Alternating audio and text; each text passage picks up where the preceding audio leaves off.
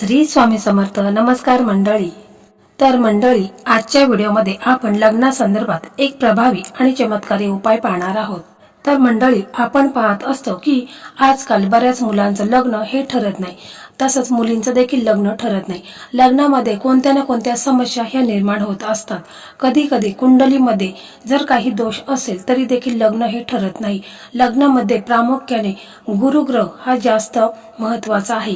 त्याचप्रमाणे राहू, केतू किंवा नजर दोष असेल, पितृदोष असेल तरी देखील लग्न ठरत नाही. म्हणजे लग्नात काही ना काही प्रॉब्लेम हे येत असतात. मुलाचे आई वडील खूप सारे प्रयत्न करतात, उपाय करतात, परंतु लग्नामध्ये काही ना काही विलंब होतच असतो. मुलांचे वय उलटून गेलेले आहे तरी देखील लग्न ठरत नाही. यामुळे आई वडिलांना खूप टेन्शन येत असतं. तर अशा परिस्थितीमध्ये आपल्याला हा साधा आणि सोपा परंतु भरपूर असा प्रभावी उपाय करायचा आहे. यामुळे मुलांच्या कुंडलीमध्ये जे काही ग्रहदोष असेल, नजर दोष असेल, पितृदोष असेल तर ते दूर होऊन मुलांचं लग्न हे लवकरात लवकर ठरेल. तर मंडळी, आपल्याला या उपायासाठी फक्त आपल्याला एक तेजपत्ता लागणार आहे आणि थोडंसं कापूर लागणार आहे. एवढंच साहित्य आपल्याला लागणार आहे. उपाय जाणून घेण्या अगोदर तर जर तुम्ही माझ्या चॅनलवरती नवीन असाल तर चॅनलला सबस्क्राईब करा. व्हिडिओ पाहता असताना व्हिडिओला लाईक करा. त्याचप्रमाणे श्री स्वामी समर्थ अशी कमेंट करा. तर मंडळी, लग्नासंदर्भात भरपूर व्हिडिओ आपल्या चॅनलवरती आहेत. म्हणजे मराठी मेघना या यूट्यूब चॅनलवरती लग्नासंदर्भात भरपूर व्हिडिओ आहेत. तर ज्यामध्ये बऱ्याच मुलींचं लग्न देखील ठरलेलं आहेत, कारण त्यांनी मला तशा कमेंट केलेल्या आहेत. तर हे जे उपाय मी तुम्हाला सांगत आहे तर ते ज्योतिषाने सांगितलेले महा उपाय आहेत आणि यामध्ये बऱ्याच मुलींचं लग्न देखील ठरलेलं आहे. तर ते व्हिडिओ देखील तुम्ही पाहू शकता. तर हा जो उपाय आपण करणार आहोत तर तो उपाय मुलाची आई करू शकते, वडील करू शकतात किंवा मुलं स्वतः असेल तर ते देखील हा उपाय करू शकतात. साधा सोपा उपाय आहे. परंतु बघा, हा उपाय आपण करत असताना आपण म्हणजे ज्या मुलींचं लग्न ठरत नाही तर त्यांनी आंघोळीच्या पाण्यामध्ये चिमूटभर हळद टाकायची आहे आणि मग आंघोळ करायची आहे. यामुळे गुरुग्रह हा मजबूत होतो. कारण लग्नामध्ये भरपूर प्रमाणात आपले इतर ग्रह जर कमजोर असेल आणि गुरुग्रह मजबूत असेल तर लग्नात अडथळे येत नाहीत. म्हणून आपल्याला आपला गुरुग्रह स्ट्रॉंग करायचा आहे. शक्यतो तुम्ही गुरुवारी पिवळे कपडे घाला किंवा पिवळा रुमाल असेल तर तो जवळ घेतला तरी देखील चालेल. हळदीचा टिळा अवश्य लावायचा आहे. तर असे देखील आपण हे छोटे छोटे उपाय देखील करायला पाहिजेत, ज्यामुळे आपला गुरुग्रह मजबूत होईल आणि लग्नात जे काही अडथळे येत आहेत तर ते दूर होतील. तर मंडळी, हा उपाय आपल्याला गुरुवारी करायचा आहे. तर गुरुवारी सकाळी लवकर उठायचं आहे आणि त्याच्यानंतर स्नान वगैरे करून घ्यायचं आहे. सूर्यदेवांना अर्घ्य द्यायचं आहे. सूर्यदेवांना अर्घ्य देता वेळेस जे आपण लोट्यामध्ये पाणी घेतो त्याच्यामध्ये चिमूटभर हळद टाकायची आहे आणि सूर्यदेवांना अर्घ्य द्यायचं आहे. त्यामुळे देखील लग्नात कोणत्याही प्रकारचे अडथळे येत नाहीत. त्याचप्रमाणे कोणतीही पूजा करताना आपण पूर्व, उत्तर किंवा उत्तर पूर्व या दिशेला चेहरा करूनच बसायचा आहे. त्याच्यानंतर हा जर उपाय आई करत असेल तर तिने देवघरासमोर एक आसन टाकायचं आहे आणि बसायचं आहे. प्रथम तुपाचा दिवा लावायचा आहे, अगरबत्ती लावायची आहे आणि आपल्या देवघरामध्ये श्री हरिविष्णूंचा फोटो किंवा मूर्ती असायला हवी. जर नसेल तर मग श्रीकृष्णांची मूर्ती असेल तरी देखील चालेल किंवा ती पण नसेल तर मग लड्डू गोपाल यांची मूर्ती असेल तरी देखील चालेल. त्याचबरोबर प्रथम पूजनीय गणपती बाप्पांची मूर्ती देखील असणे खूप गरजेचं आहे. त्याचप्रमाणे श्री स्वामी समर्थ महाराज यांची पण मूर्ती असायला हवी. त्यानंतर जर आई हा उपाय करत असेल तर तिने संकल्प करायचा आहे आणि श्री हरिविष्णूंना प्रार्थना करायची आहे की माझ्या मुलाच्या कुंडलीमध्ये जो काही ग्रह दोष आहे, पितृदोष आहे, नजर दोष आहे तर तो दूर होऊन माझ्या मुलाचं लग्न हे लवकरात लवकर ठरू द्या.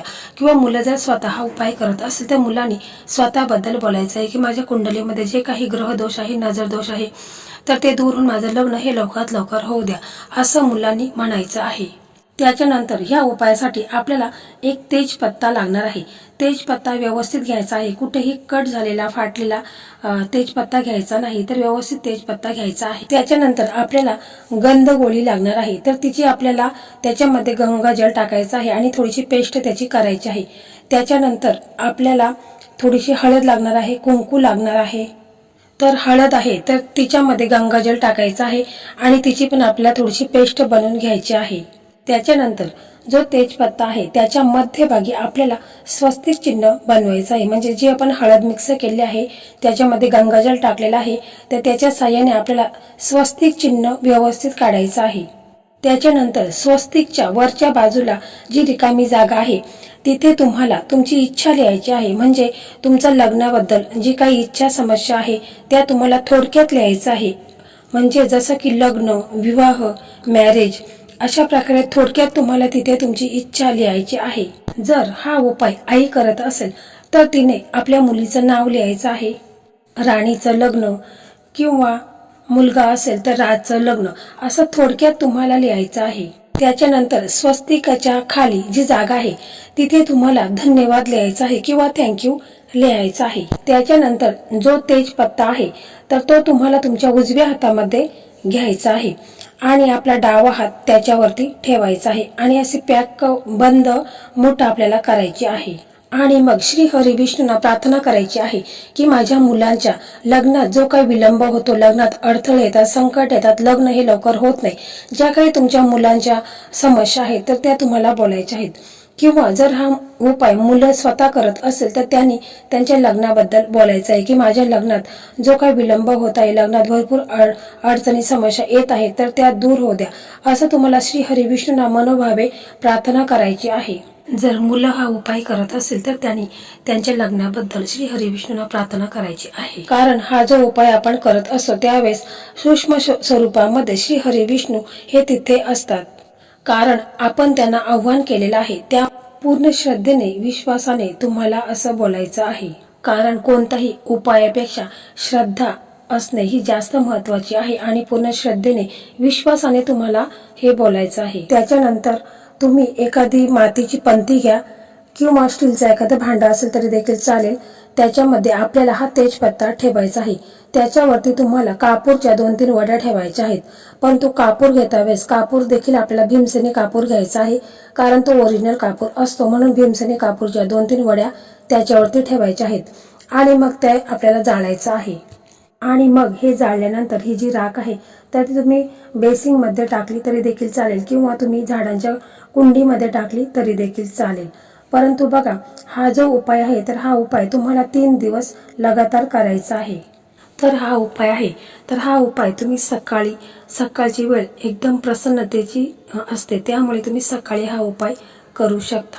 आणि उपाय करत असताना आपलं मन एकदम शांत असायला हवे, मनामध्ये पॉझिटिव्ह विचार असायला हवे. त्याचप्रमाणे तुम्ही हा उपाय दिवसभरात कधीही करू शकता, म्हणजे संध्याकाळी देखील तुम्ही हा उपाय करू शकता. परंतु कोणताही उपाय करत असताना मनामध्ये किंतु परंतु आणायचं नाही. पूर्ण विश्वासाने, श्रद्धेने तुम्हाला हा उपाय करायचा आहे, तरच त्याचा लाभ तुम्हाला होईल. तसेच ज्या मुलींचं लग्न ठरत नाही तर त्यांनी गुरुवारी गाईला हिरवा चारा किंवा एक भाकरी घ्यायची आहे, त्याच्यामध्ये चणा डाळ आणि गूळ हे ठेवायचं आहे आणि गाईला खाऊ घालायचं आहे. यामुळे देखील कुंडलीमध्ये जे ग्रह आहेत तर ते मजबूत होतात. म्हणून गुरुवारी अवश्य गाईला हिरवा चारा खाऊ घालायचा आहे. तर मंडळी, अशा प्रकारे आजचा हा व्हिडिओ होता. हा व्हिडिओ तुम्हाला कसा वाटला कमेंटमध्ये नक्की सांगा. आणि इतर तुमचे मित्र असतील, मैत्रिणी असतील, भाऊ बहीण असतील तर त्यांना देखील शेअर करा, ज्यामुळे त्यांचंही लग्न लवकरात लवकर ठरेल. श्री स्वामी समर्थ. जय जय स्वामी समर्थ.